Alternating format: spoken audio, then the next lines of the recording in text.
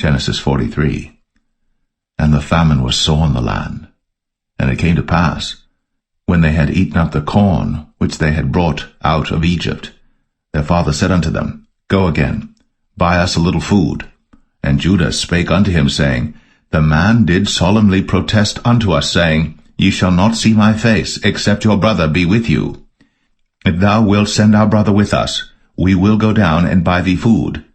But if thou wilt not send him, we will not go down.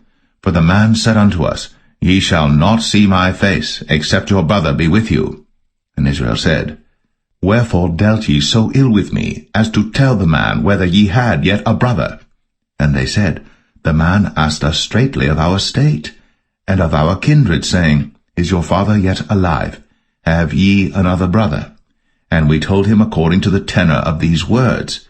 Could we certainly know that he would say, Bring your brother down? And Judah said unto Israel his father, Send the lad with me, and we will arise and go, that we may live and not die, both we and thou, and also our little ones. I will be surety for him. Of my hand shalt thou require him. If I bring him not unto thee, and set him before thee, then let me bear the blame forever. For except we had lingered, surely now we had returned this second time. And their father Israel said unto them, If it must be so now, do this. Take of the best fruits in the land in your vessels, and carry down the man a present, a little balm, and a little honey, spices, and myrrh, nuts, and almonds.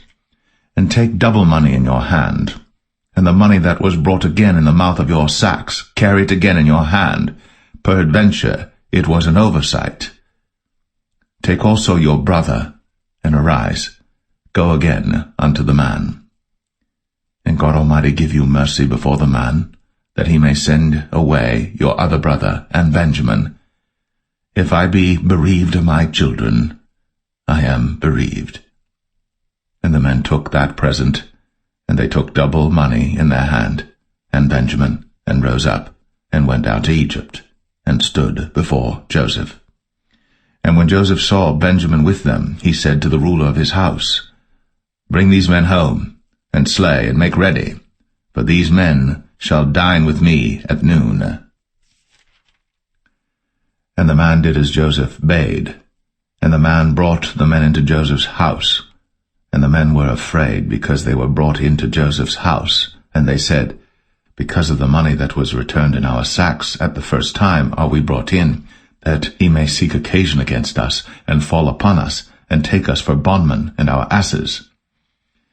And they came near to the steward of Joseph's house, and they communed with him at the door of the house, and said, O sir, we came indeed down at the first time to buy food, and it came to pass, when we came to the inn, that we opened our sacks, and behold, every man's money was in the mouth of his sack, our money in full weight, and we have brought it again in our hand, and other money have we brought down in our hands to buy food. We cannot tell who put our money in our sacks. And he said, Peace be to you, fear not. Your God, and the God of your father, hath given you treasure in your sacks. I had your money. And he brought Simeon out unto them. And the man brought the men into Joseph's house, and gave them water, and they washed their feet, and he gave their asses provender. And they made ready the present against Joseph came at noon, for they heard that they should eat bread there. And when Joseph came home, they brought him the present which was in their hand into the house, and bowed themselves to him to the earth. And he asked them of their welfare, and said, Is your father well? The old man of whom ye spake, is he yet alive? And they answered, Thy servant our father is in good health, he is yet alive. And they bowed down their heads, and made obeisance. And he lifted up his eyes, and saw his brother Benjamin, his mother's son, and said, Is this your younger brother, of whom ye spake unto me? And he said, God be gracious unto thee, my son. And Joseph made haste, for his bowels did yearn upon his brother, and he sought where to weep, and he entered into his chamber, and wept there. And he washed his face, and went out, and refrained himself, and said, Set on bread. And they set on for him by himself, and for them by themselves, and for the Egyptians which did eat with him by themselves, because the Egyptians might not eat bread with the Hebrews, for that is an abomination unto the Egyptians. And they set before him the firstborn according to his birthright, and the youngest according to his youth. And the men marveled one at another. And he took and sent messes unto them from before him. But Benjamin's mess was 5 times so much as any of theirs. And they drank, and were merry with him.